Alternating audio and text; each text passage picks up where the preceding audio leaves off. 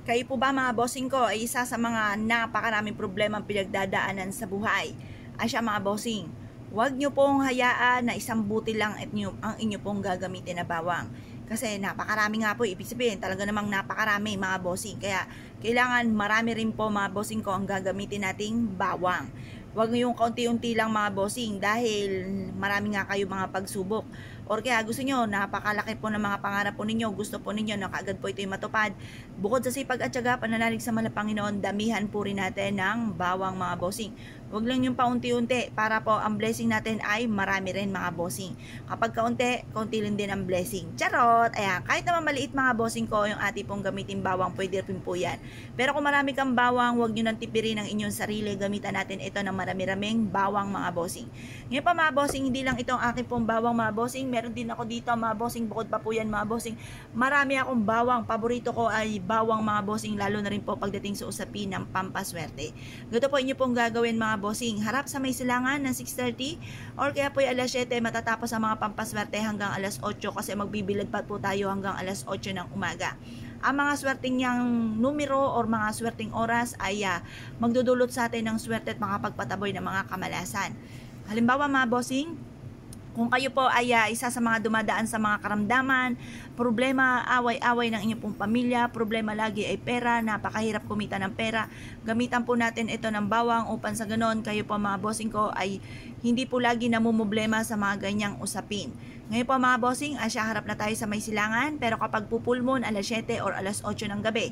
At pag naman sa umaga nyo siya gagawin, mga bossing ko, 6:30, alas 7 hanggang alas 8. Basta harap lagi sa may silangan lagi ang pampaswerte at hindi sa kanluran.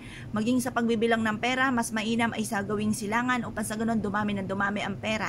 Ang kanluran ay lubugan ng sinag ng araw, ang sunod ng taglubog, tagbaba po yan, at yan po ang sunod po niyan ay kadiliman kasi magagabi na, lumubog ng sinag ng araw, sunod ay dilim, kaya hindi po maganda po dyan. Ang maganda, liwanag ng sinag ng araw sa umaga, pataas ang sinag ng araw, tagumpay sa buhay, at sunod ay liwanag. Ngayon pa mga bossing, kaya sa may silangan tayo lagi haharap at titignan mabuti kung saan ka nagbibilang. Mas mainam kung magbibilang ka ng pera ay sa gawing silangan ka magbibilang, at instead na paunti ng paunti ang bilang, parami ng parami mga bossing.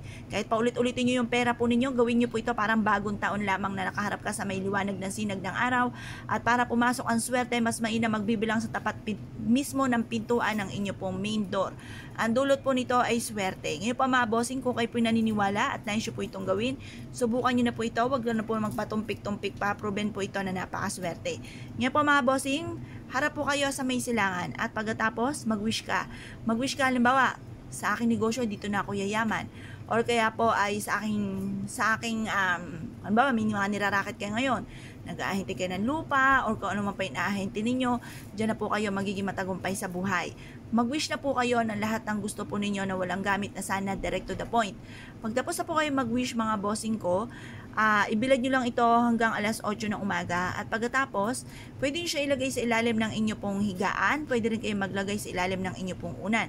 Ang dulot po nito ay swerte. Pwede ka rin maglagay ng ganito sa inyo pong bag upang sa ganoon sundan po kayo ng kaswertihan. Pwede rin naman po mga bossing ko sa bulsa po ninyo, mag-ano kayo ng isang buti lamang, pwede na po yon. Pagkatapos kung halimbawa ikaw po ay pumunta sa, halimbawa po ay sa ospital or kaya po sa mga sementeryo, ito po ay bago kayo dumating na inyong tahanan, ihagis nyo po siya or ilaglag sa inyo pong dinadaanan. Para, kasi alam nyo po ba sa ospital, syempre alam nyo na marami po mga dyan, mga pumapanaw, kaya mas mainam na meron kayong ganito para hindi kayo kapitan ng mga negatibo.